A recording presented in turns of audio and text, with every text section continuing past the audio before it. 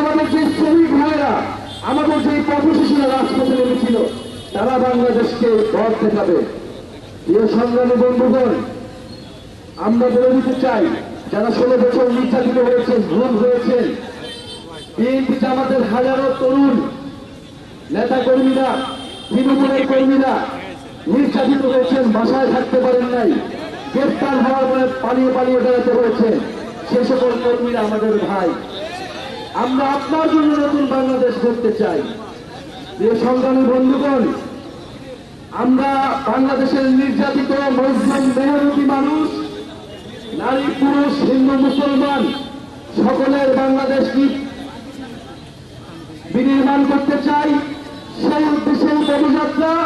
ইনশাল্লাহ আমরা নতুন মানিকগঞ্জ, নতুন বাংলাদেশ আপনাদেরকে উপহার দেব। আপনারা আমাদের সাথে থাকুন, আপনারা ইনসাফের সাথে থাকুন, বৈষম্যহীন দুর্নীতিহীন বাংলাদেশের পক্ষে থাকুন। ইনকিলাব ইনকিলাব, এনসিপি এনসিপি, মুজিববাদ মুজিববাদ, ইনকিলাব ইনকিলাব। মানিকগঞ্জে কোনো পার্টি আছে? এই রাতের বেলা জানিলের মধ্যে কোনো পার্টি আছে? এই গণঅভ্যুত্থানে কোনো পার্টি আছে?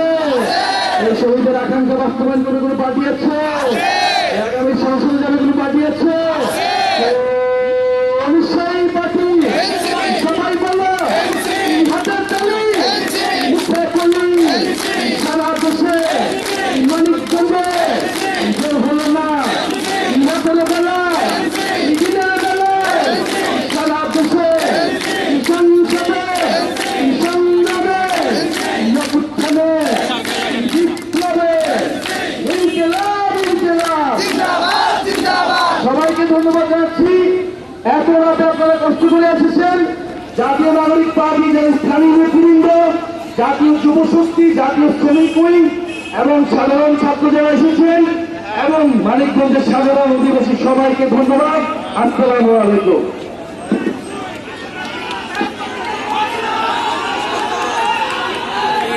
কথা